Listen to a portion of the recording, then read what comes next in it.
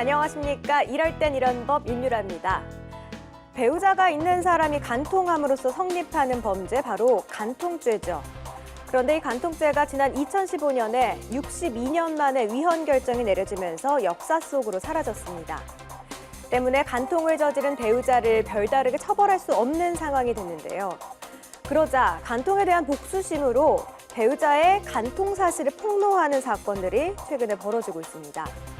2015년 12월 김모 씨는 자신의 남편과 불륜을 저지른 학교 교사 이모 씨의 학교 동료들에게 전화를 걸어서 간통 사실을 알리고 직접 학교를 찾아가 동료 교사들과 접촉하기도 했습니다. 하지만 이모 씨는 그런 김모 씨를 명예훼손으로 고소했는데요. 불륜의 피해자가 되려 명예훼손 가해자가 된 상황이죠. 자, 과연 이런 경우에도 명예훼손이 성립하는 걸까요? 궁금해지네요. 네, 오늘 이럴 땐 이런 법에서는요, 쉬울 것 같으면서도 어려운 법률, 명예훼손과 관련된 법률에 대해서 이야기 나눠보겠습니다. 자, 오늘도 법에 대해서 자세히 풀어주실 이럴 땐 이런 법의 법률 멘토 두 분 모셨습니다. 박지훈 변호사 그리고 김성수 변호사입니다. 어서 오십시오. 안녕하십니까? 네. 자, 오늘은 이 명예훼손과 관련된 이야기를 해볼 텐데 본격적인 이야기를 나누기 앞서서 간통죄가 뭔지 이거부터 정리를 좀 해볼까요? 간통죄는 이제 배우자가 있는 사람이 이제 성관계를 해서 간음했을 때 성립하는 범죄인데 2015년에 위헌 결정을 받아 지금은 간통죄가 없어졌습니다. 네. 그 이유는 이제 뭐 배우자 있는 사람이 뭐 부정행위를 하라는 게 절대 아니고 처벌을 하지 않겠다는 뜻입니다. 그게 뭐 이혼 소송도 제기해야 되고 아주 법적으로 불합리한 측면이 또 많이 있고 또 간통죄 입증하려 그러면 현장에 가가지고 덮쳐야 되니까 네. 오히려 다른 어떤 나쁜 현상이 일어날 수 있다고 이제 판단해서 간통죄는 없었는데 문제는 이제 이 간통죄가 없어지다 보니까 간통 바람을 핀 그 배우자, 상대 배우자가 이걸 어떻게 해결할 방법이 사실 없기 때문에 그렇죠. 그게 좀 문제가 되는 상황입니다. 맞아요. 그래서 지금 저희가 이제 소개해준 것 중에 억울하다 나는 그래서 이제 상대편을 네. 학교 찾아가가지고 막 이 사람이 내 남편이랑 간통한 사람입니다 이렇게 알렸단 말이에요. 네. 그래서 명예훼손이다 이게 그렇죠. 또. 그렇죠. 그럼 명예훼손은 또 정확하게 어떤 걸 얘기하는 거예요? 명예훼손 하는 거는 어떤 구체적인 내용을 적실함으로써 네. 그 사람의 사회적 가치나 인격적 가치를 떨어뜨리는 행동을 말합니다. 그래서 간통을 했다, 바람을 폈다 이 얘기가 구체적인 사실관계가 맞잖아요. 네. 그러다 보니까 그런 내용을 학교에 간다든지 아니면 직장에 가가지고 얘기를 함으로써 명예훼손죄가 성립하게 돼버리는 겁니다. 네. 그리고 이런 경우에 뭐 사이버 명예훼손죄가 따로 규정이 돼 있어서 더 가중처벌이 된다든지 뭐 이런 규정들이 별도로 있고 사자에 대해서도 뭐 죽은 분에 대해서도 명예훼손이 성립을 할 수가 있고 출판물에 의해서도 명예훼손이 될 수가 있기 때문에 네. 뭐 이런 부분까지도 조금 알아두시면 좋겠죠. 말씀하신 거 들어보니까 정말 다양한 부분이 명예훼손죄 성립이 될 것 같은데요. 앞에서도 제가 짧게 말씀드렸는데 남편이 바람난 것도 슬픈데 명예훼손으로 고소까지 당한 상황이잖아요. 결국에는 어떻게 됐어요? 명예훼손 때문에 뭐 처벌을 받게 됐나요? 예, 이 사안 자체가 아까 말씀하신 것처럼 이 동료 교사들한테 뭐 전화로도 이분이 왜 우리 아이 수업에 못 들어온지 아십니까? 뭐 이렇게 얘기를 하면서 네. 뭐 모텔에 같이 들어갔기 때문입니다. 이런 식으로 확실하게 좀 사회적 평가가 절하될 수 있는 내용을 통화로도 하시고 또 직접 가서도 하소연을 하면서 얘기를 하셨는데 네. 재판부에서는 이런 행위 자체가 뭐 그냥 정말 속상해서 이런 것이 아니라 명예를 실추시키기 위한 고의가 있었다라고 판단을 해서 벌금 100만 원의 선고를 받은 것으로 기사가 나 있습니다. 그렇군요. 근데 이게 이제 간통죄가 없어진 부작용으로 볼 수 있을 것 같기도 한데요. 막상 또 제가 네. 그 피해자다, 내 남편이 바람 폈다. 바람을 폈다라고 생각을 하면 어디 풀 데도 없고 그렇죠. 간통죄가 성립이 안 되니까 얼마나 막 억울하고 속상해요. 그렇죠. 어디다가 뭐 위로도 좀 받고 싶기도 할 것 같고 그럴 경우에는 이제 남편 직장에 찾아가가지고 일로 오라고. 물을 또 뿌리고 이렇게. 그 폭행죄라서 안 돼요. 네, 알고 있는 거. 어디서 남의 남편한테 꼬리를 치냐면 그렇죠. 널로 오라고 막 소리를 지르고 이거 명예훼손 되는 거죠, 그러면? 그러니까 간통죄가 예전에 있을 때는 법적인 구제 수단이 이제 배우자가 바람이 났다 그러면 구제 수단이 간통죄를 통해서 수사기관에 고소를 하면 되는 거거든요. 네. 근데 이제 그걸 할 수가 없는 상황이 돼버리기 때문에 결국은 이런 식으로 자신의 어떤 분노라든지 풀기 위해서 그렇게 가버리면 오히려 본인이 명예훼손죄가 되어버립니다. 그러니까 실제로는 민사적으로 가야 되는 거예요. 민사적으로 손해배상 청구를 한다든지 상간녀라고 표현하는데요. 네. 내 남편 또 내 남편과 바람난 그 상간녀 네. 두 사람을 불법행위에 의한 손해배상 청구를 하도록 돼 있는데 그렇게 하기에는 너무 절차가 복잡하고 시간이 많이 걸리다 보니까 네. 빠른 수단 회사에 가서 네가 뭔데 하면서 뭐 이런 얘기를 하는데 그런 얘기를 함으로써 오히려 본인이 범죄자가 돼버립니다. 그래서 지금 그런 어떤 명예훼손 사건들이 상당히 많이 일어나고 있습니다. 아, 진짜 너무 억울하다. 생각해보면 생각할수록. 그쵸? 그러니까 정말 이런 일을 딱 겪었을 때 화가 나서 못 참고 막 행동 먼저 해버리면 절대 안 될 것 같고요. 그렇죠. 어떻게 하면 이 사람들을 조금 더 민사적으로 소송을 걸어서. 머리 끄댕이를 잡잖아요. 네. 다 폭행죄가 돼버려요. 폭행죄, 욕하면 모욕죄, 네. 얘들 바람 폈다 그러면 명예훼손죄 네. 돼버리기 때문에 다 범죄가 돼버리거든요. 본인이 오히려 더 처벌받을 수 있기 때문에 조금 더 현명하게, 좀 어렵지만 현명하게 대처해야 되지 않을까 생각이 들어요. 맞습니다. 좀 현명하게 좀 대처할 수 있는 방법이 있긴 있을까요? 어떨까요? 이게 명예훼손이 보통 일어날 때는 이렇게 화가 나서 찾아가서 뭐 이렇게 해서 생기는 경우도 있는데 네. 그냥 주변에 하소연하다가 생기는 경우도 있거든요. 뭐 제가 가까운 뭐 박지원 변호사님한테 네. 변호사님 제가 뭐 이런 일이 있었는데 이런 사람한테 이런 피해를 입었습니다. 이렇게 얘기를 했는데 이게 이제 전파가 돼버리면 명예훼손이 될 수가 있는 거거든요. 예, 그래서 그런 부분들을 또 주의를 해야 돼서 얘기를 하소연 같은 거 할 때는 명예훼손이 안 되는 부분만 이렇게 얘기를 한다든지 명예훼손 내용이 나올 것 같으면 그 사람이 누군지를 듣는 사람이 알아차리지 모르게끔? 못하게 하면 되는 겁니다. 뭐 A라는 사람이 있는데 아니면 뭐 정씨라는 사람이 있는데 이런 식으로 해가지고 설명을 하는 방법이 있고 또 이렇게 찾아가서 하는 이런 행동을 할 정도로 분노가 있는 상황 같은 경우에는 네. 조금은 뭐 현명하게 이분에 대해서 공익적인 목적인 경우에는 명예훼손이 안 되거든요. 네. 공익적으로 뭐 회사에 대해서 아니면 뭐 이 사람이 공공기관에 있는 사람인데 이런 거에 대해서는 조금 뭐 좀 알아야 되는 거 아니냐 기관에서 이런 식으로 해서 민원을 제기한다든지 이런 부분은 명예훼손이랑은 조금은 다르게 판단될 여지도 있으니까 그런 부분을 차라리 하시는 게 낫지 1층 뭐 로비에서 난리를 친다든지 이런 거는 조금 안 좋은 생각이겠죠. 아, 그렇군요. 이게 참 조심스러운 부분이잖아요. 간통죄는 폐지가 됐는데 배우자에게 이제 상처를 받으니까 이거를 좀 어떻게 풀어야 하나. 그렇죠. 민원을 제기하고 뭐 이런 생각을 할 겨를도 없을 것 같기는 해요. 제가 막 이렇게 대입을 막 해봤거든요. 그리고 저는 이제 네. 궁금한 게 불륜 사실을 정확하게 내가 뭔가 증거를 포착하거나 하진 않았지만 심증을 갖고 있을 때 바람 핀 것 같은데 막 요럴 때도 뭔가 좀 앞서 나가서 막 행동을 먼저 하는 거죠. 그렇죠. 그런 경우도 있을 것 같아요. 우리나라 같은 경우, 미국 같은 경우는 좀 그렇지 않은데 정말 바람이 폈는데 바람 폈다 하는 거는 사실은 진실된 얘기를 한 거잖아요. 네네.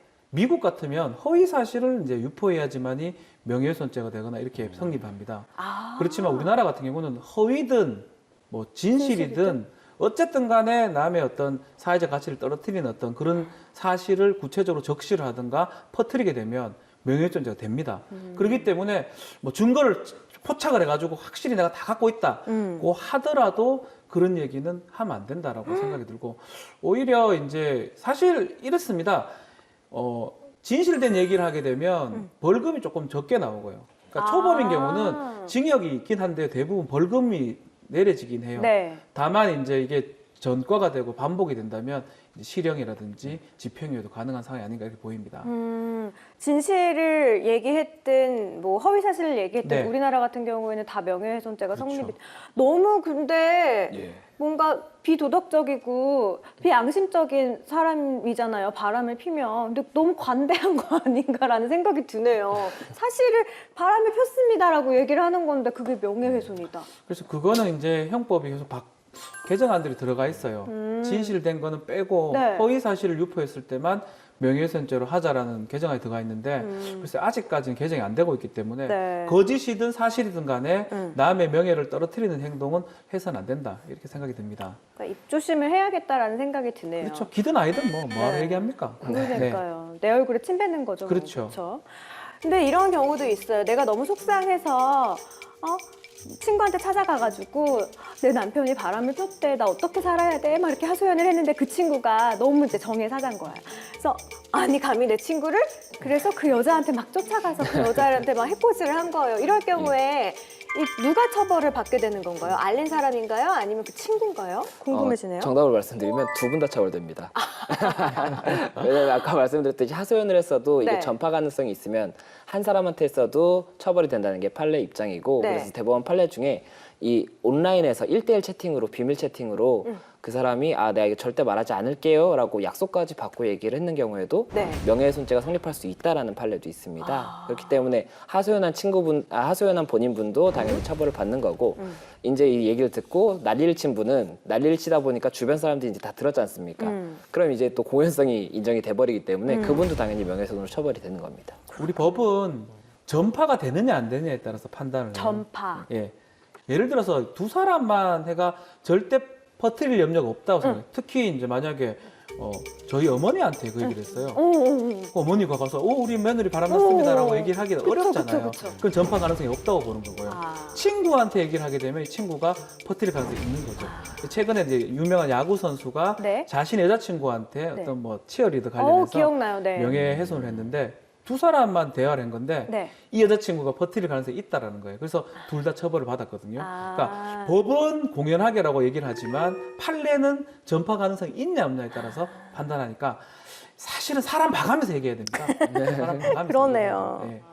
그러니까 정말 내 얘기를 그 누구에게도 하지 않을, 예를 들면 이제 이를테면 엄마라든가 네. 가족들한테는 그렇죠. 괜찮은 것 같고 네. 또 친구 믿으면 안 됩니다. 친구들 다 얘기해버립니다. 이거 니만 알고 있어라 하면 다 알고 있다고 보면 됩니다. 그렇죠. 절대로 친구한테 그런 얘기를 해서는 안 되고 결국 다 처벌받게 됩니다. 그거는. 네, 알겠습니다. 명예훼손죄 뭐 이런 거 사실 아까 그 박 변호사님이 방금 말씀하신 것처럼 연예인이나 뭐 유명한 공인이나 네. 운동선수들이 많이 이제 얘기가 나오잖아요. 근데 모욕죄라는 이야기도 간혹 나오거든요. 두 개가 이제 어떻게 다른지 그것도 궁금해지네요. 이 어떤 사실을 적시를 함으로써 이제 근데 그게 구체적 사실을 얘기를 해가지고 네. 인격적 사회적 가치를 떨어뜨리는 거는 네. 명예훼손죄가 되고요. 네. 추상적 사실을 적시할 좀 어려운 얘기인데요. 못생겼다. 아니 욕 있죠. 욕 같은 추상적인 얘기를 함으로써 그 사람의 가치가 떨어지는 거를 모욕죄라고 합니다. 그러니까 우리 그러면 하나 네. 방송이니까 가상으로 한 번씩 해봅시다. 해볼까요? 명예훼손 한번 해보시죠. 우리 유라 우리 아나운서님이 전과가 있어요. 이런 네. 식으로 얘기를 하면 이게 명예훼손죄가 되고요. 너무 못생겼다고. 뭐 진짜 깜짝 놀라게 못생겼다고 딴 데 가서 이제 얘기를 하면 모욕죄가 될 수가 있죠. 되는 거죠. 네네. 그러니까 다시 한번 복습을 해보자면 우리 박 변호사님이 네. 뒤에서 몰래 다른 여자랑 바람을 폈대. 네. 내가 이렇게 얘기하면은 명예훼손죄가 성립이 되는 명예훼손인데 거고. 예를 들어서 그 꼴에 바람까지 폈다 이런 식으로 표현이 된다 그러면 두 개 다 성립. 두 개 다 모욕도 가능한 상황인데 하여튼 그 사람의 어떤 추상적인 얘기를 좀 해가지고 네네. 어떤 평가를 해버리는 거는 모욕죄로 보면 될 것 같아요. 그러니까 계속 말씀을 듣다 보니까 진짜 입 조심해야 돼요. 험담하면 안 돼요. 그렇죠? 예, 입도 조심해야 되죠. 네. 최근에는 이제 인터넷으로 쓰는 것도 똑같습니다. 맞아. 조심해야 됩니다. 악플 같은 거 달잖아요. 다른 네. 사람들 예. 많잖아요. 이것도 뭐 명예훼손이라든가 모욕죄 성립이 되는 건지 그것도 좀 궁금해요. 예, 이 악플 같은 경우에는 정보통신망법에 아예 더 가중돼서 처벌되는 규정이 있습니다. 네. 그래서 뭐 예를 들면 사실적시 명예훼손이 그냥 온라인상이 아니면은 징역 2년 이하인데 사이버상에서 하면 징역 3년 이하 이런 식으로 네. 오히려 좀 더 가중이 되는 경우가 있고 그 이유 자체가 온라인이 훨씬 잘 퍼지거든요. 그리고 익명성에 기대서 뭐 함부로 더 얘기를 할 수가 있기 때문에 그렇게 돼 있고 이런 것 때문에 연예인분들도 굉장히 악플을 많이 받는 경우에는 네. 오히려 이제 그런 걸 다 쌓아놨다가 한 번에 고소를 뭐 몇백 명씩 하시는 경우도 있고 그렇다 보면 이제 뭐 그 네티즌들이 보통은 학생들이나 이런 사람들이 많고 부모님들이 전과자가 될까봐 뭐 합의금을 주고 이렇게 해서 합의금으로 좀 돈을 버시는 경우도 있거든요. 네. 예, 그래서 그런 부분들도 조금은 주의를 해야 되고 이제 학생분들이나 이런 분들도 뭐 텔레비에 나온 사람이고 친근하고 나 인터넷에서 아무 생각 없이 그냥 리플 하나 단 건데 이렇게 생각하면 안 되는 부분이어서 조금 주의가 많이 필요한 상황입니다. 맞아요. 악플 같은 건 진짜 사라져야 돼요. 저도 뭐 연예인은 아니지만 악플이 많이 달린 적이 한때 있었어요. 네. 기상 방송을 하거나 아니면 뭐 프로그램 진행을 하는 거에 대해서 누가 악플을 답니까? 이래 이쁜데. 그러니까 뭔가 박준 변호사님 아니 못생겼다 뭐 이렇게 다 하신 거 아니에요? 네네. 근데 저 같은 사람들도 상처를 받더라고요. 그렇게 심한 악플이 아니지만 나에 대해서 아예 알지도 못하는 사람이 나에 대해서 나쁘게 말을 쓴 것 자체만으로도 그렇죠. 그러니까 연예인들은 얼마나 큰 상처를 입을까라는 생각이 들더라고요. 이게 악플이 또 만들어져요. 악플을 받아가지고 또 확대 재생산하고 이러니까 무한으로 퍼져버리거든요. 그래서 연예인들 요새 최근에 와서는 연예인들은 최초에 퍼졌을 때 아주 첫판부터 고소를 하는 방식을 많이 택합니다. 네. 예전 같으면 네네. 기다립니다. 오. 이게 시간이 지나면 또 없어지니까. 근데 요새는 계속적으로 SNS를 통해서 퍼나르는 경우가 많기 때문에 빨리 고소를 하는 게 일반적입니다. 그게 현명한 것 같네요. 네. 그러고 네. 보니 네. 저희 한참 이렇게 카톡에서 유행이었지 않습니까? 찌라시 해가지고 맞아요. 주변에 친한 사람들이 계속 찌라시를 뭐 연예인 A 씨는 뭐 어쩌고저쩌고 이렇게 내용이 있고 네. 맨 밑에 보면 A는 누구, B는 누구 이렇게 다 돼 있는 예, 그런 게 있었는데 네네. 그런 것도 지금 박준 변호사님께서 말씀하신 것처럼 오히려 이제 초장의 대처를 많이 하다 그렇죠. 보니까 요즘은 저도 거의 못 받아본 것 같거든요. 근데 저 그래서 궁금한 게 그거를 퍼다 나르는 사람들이 많잖아요. 네. 솔직히 말하면 과거에는 저도 그랬던 경험이 있긴 하거든요. 그 재밌네 하면서. 근데 내가 수정을 하지 않고 그걸 그대로 복사해서 나르는 거 이것도 잘못된 건가요? 그렇죠. 아. 이게 그걸 보기만 해야 돼요. 아. 왔으면 보기만 해야 되지. 이거를 나를 때 이게 유포로 봐버리거든요. 정보통신망법상에. 네. 그래서 이제 어떤 명예훼손 걸 받아가지고 본인도 복사를 해가지고 친구들한테 전파를 해버리면 사실상 처벌이 되는데 이제 연예인 입장에서는 퍼트려진 걸 다 보지는 못합니다. 그래서 대부분 이제 그걸 만들어냈던 사람, 출처의 어떤 사람, 또 중간에 그거를 확대했던 사람, 네. 이런 사람 위주로 처벌하는 경우가 많고 네. 그런 사람들만 고소하는 경우가 많습니다. 네. 그 악플이나 뭐 이런 거 얘기하다 보니까 생각이 난 건데요. 제가 어떤 음식점에 가서 밥을 먹었는데 서비스가 안 좋았다든가 아니면 이제 물건을 샀는데 잘못된 게 왔어요. 그래서 후기 쓸 때 있잖아요. 그렇죠. 이 후기를 좀 그냥 사실 그대로지만 좀 부정적인 뉘앙스가 풍기는 그런 후기를 썼단 말이에요. 예. 이런 것도 뭔가 명예훼손죄가 성립이 되나요? 예, 그 경우에도 이게 뭐 평가를 절하시킬 수 있는 내용이 포함이 돼 있다면 명예훼손죄 성립이 가능합니다, 이론적으로는. 근데 이게 아까도 말씀을 드렸듯이 공공의 이익에 부합하는 경우에는 그리고 진실한 사실인 경우에는 처벌이 안 되는 규정이 별도로 있거든요. 예, 그렇다 보니까는 뭐 말씀하신 산후조리원이라든지 뭐 음식점이라든지 이런 후기들 중에 네네. 예. 내가 이게 굉장히 별로였는데 이거를 사람들이 알아야 될 것 같다라고 해서 쓴 경우에 뭐 그래서 후기들도 공유하는 데가 있고 그게 뭐 꼭 필요한 분들 뭐 예비 어머니라든지 이런 분들은 산후조리원 후기가 필요하지 않습니까? 네. 이렇게 그런 목적에 부합해서 쓴 경우에는 죄가 성립되지 않는다라는 판례가 있기 때문에 뭐 너무 주저하실 필요는 없는데 그렇다고 너무 악의적으로 또 너무 갑질하시는 경우들도 있거든요. 뭐 내가 파워블로거인데 막 이래가지고 맞다. 가는 분들도 있고 네. 그래서 그런 거는 조금 더 주의를 해야 되는 게 아닌가 싶습니다. 그것도 충분히 명예훼손죄가 성립이 될 수 있다. 가능성이 있다. 가능성이 있다. 그리고 내가 이제 명예훼손죄로 누군가를 고소를 했습니다. 네. 그런데 중간에 뭔가 합의가 잘 된 거예요. 그렇죠. 예. 그런 경우에는 그냥 뭐 무산이 되는 그렇죠. 건가요? 명예훼손죄는 대표적으로 반의사 불벌죄입니다. 좀 어려운 얘기인데 반의사 불벌죄? 그 피해자의 의사에 반해서 처벌할 수 없는 범죄를 반의사 불벌죄라고 그래요. 그러니까 합의가 되면 처벌하지 않습니다. 그래서 사실은 명예훼손죄로 고소를 하면 실제로 가장 중요한 부분은 빨리 합의를 보는 게 중요한데요. 네. 또 경우에 따라서는 합의금 좀 많이 요구하는 경우도 있고 그게 좀 사회적으로 문제가 된 바가 있는데 네. 합의만 되면 처벌받지 않습니다. 명예훼손이라는 게 이제 보니까 기준이 참 모호한 것 같기도 합니다. 우리가 법률 같은 경우에 좀 많이 알아야 그래도 일상생활 사는데 좀 도움이 되지 않겠습니까? 나도 몰랐는데 이거 잘 법적으로 따져보면 명예훼손이 될 수 있다. 이런 사례들이 있을 것 같아요. 예, 뭐 오늘 저희 방송에서도 얘기가 많이 나왔지만 네. 그냥 남 이야기하는 거 뭐 저희 야 뭐 누구는 뭐래 누구는 뭐래 이렇게 하는 게 사실 다 명예훼손이 될 수가 있고 뒷담화. 뒷담화. 그렇죠. 호박씨라고도 하죠.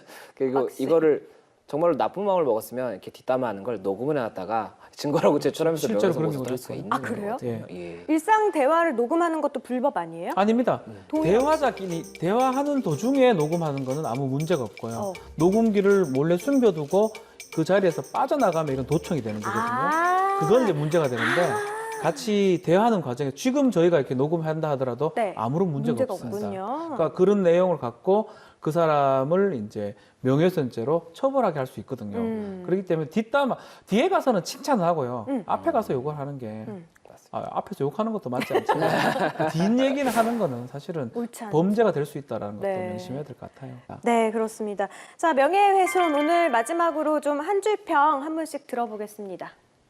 뒷담화 까지 말자. 예, 칭찬만 하자. 네, 간략하네요. 예, 정말 하고 싶으면 사실 고소를 하자.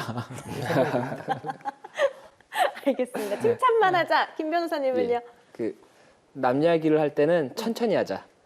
예, 남 이야기를 하다 보면은 사실 뭐 저희도 법조인 분들도 뒷담화 좋아하시거든요. 그래서 저도 사실은 뭐 이렇게 얘기하다 보면은 명예훼손이 될 수 있는 발언도 하긴 하는데 천천히 남 이야기를 할 때는 오히려 천천히 하다 보면은 그래 이거는 명예훼손이지. 명예훼손이 되겠다 싶으면 아까 말씀드린 것처럼 제2구는 뭐 이런 식으로 해가지고 실명을 밝히지 이니셜을 않고. 써버린다든지 네. 그래서 그렇게 조금 조심을 하면 문제가 좀 덜 하지 않을까 싶습니다. 맞아요. 두 분 말씀 듣다 보니까 진짜 좋은 말만 하고 모자른 이 우리의 소중한 예쁜 우리의 인생을 왜 뒷담화를 하면서 허비를 해야 합니까? 너무 재밌긴 하죠. 사실 그거 해야 친해지긴 하는데. 그렇죠? 네, 알겠습니다. 네, 최근에 SNS 등 인터넷이 발달하고 또 미디어 매체가 발달하면서 허위 사실 유포하는 경우가 많아지고 있습니다. 단순히 받은 글의 의견을 보태지 않고도 그냥 퍼다 날랐더라도 이것은 명백하게 명예훼손죄에 해당되니까요. 말은 쉽게 할 수 있지만 그 대상은 엄청난 고통을 받게 된다는 사실을 다시 한 번 더 생각해 보셨으면 좋겠습니다.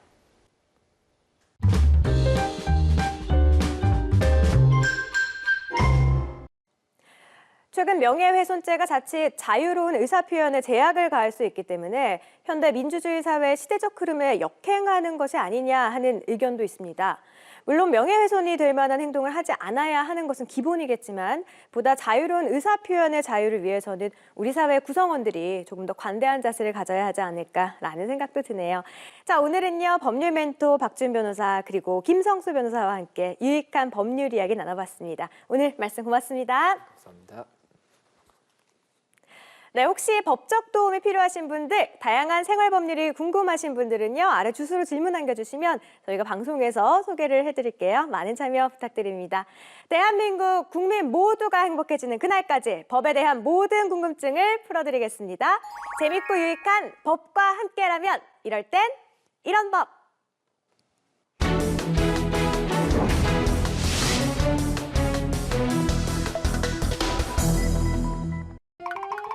오늘도 묵묵히 주어진 일에 최선을 다하는 이대박 씨.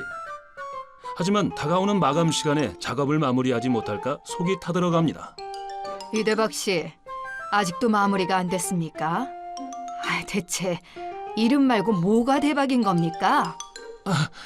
죄송합니다. 거의 다 돼갑니다. 매일 핸드폰이나 들여다보고 있으니 발전이 없지. 그렇게 고된 하루 일과를 마치고 회사를 나선 이대박 씨는 그제서야 핸드폰을 들여다보지만 쌓인 문자 20개, 대부분 스팸 문자였습니다. 아휴, 지긋지긋한 스팸 문자. 근무 중에는 좀 안 오면 안 되나? 왜 하필 그때 문자가 와서 더 혼나게 만드는 거야? 이 입금 문자는 뭐야? 월급 말고는 돈이 들어올 게 없는데? 1,000만 원? 그 길로 은행으로 달려가 통장 정리를 한 이대박 씨는 자신의 통장에 입금된 1,000만 원이 꿈이 아니라는 걸 알게 됩니다. 이게 웬 떡이야? 세상에, 내 이름이 괜히 대박이 아닌 거야. 하늘에서 고생했으니까 보너스를 주셨나 보다. 이걸로 뭘 하지? 종일 업무에 시달린 이대박 씨는 누구의 돈인지 생각지도 않은 채 신나게 휴일을 이용해 돈을 사용했는데요. 그렇게 집으로 돌아갈 때쯤 모르는 곳에서 전화가 걸려옵니다. 네, 이대박입니다. 예? 네, 돈이 들어오긴 왔는데요. 예? 잘못 들어온 돈이라서 다시 달라고요? 알고 보니 실수 주식회사 직원의 착오로 이대박 씨의 통장에 돈이 잘못 입금된 것이었습니다. 때문에 돈을 돌려달라고 전화가 온 것인데요. 이미 돈을 반 이상 써버린 이대박 씨는 당황스럽기만 합니다. 그런데 이건 그쪽 실수로 잘못 보낸 거고 제 통장에 들어온 돈이니 제 돈이죠. 지나가다 돈 주면 임자 있습니까? 흘린 사람이 잘못한 거지? 이대박 씨 통장에 들어온 돈이므로 그 돈을 보관해야 할 의무가 없으니 돈을 사용해도 괜찮다는 이대박 씨. 정말 돈을 돌려주지 않아도 되는 것일까요? 1번, 이대박 씨 통장에 명의로 들어온 돈. 소유권은 이대박 씨에게 있으므로 이대박 씨가 마음대로 사용해도 된다.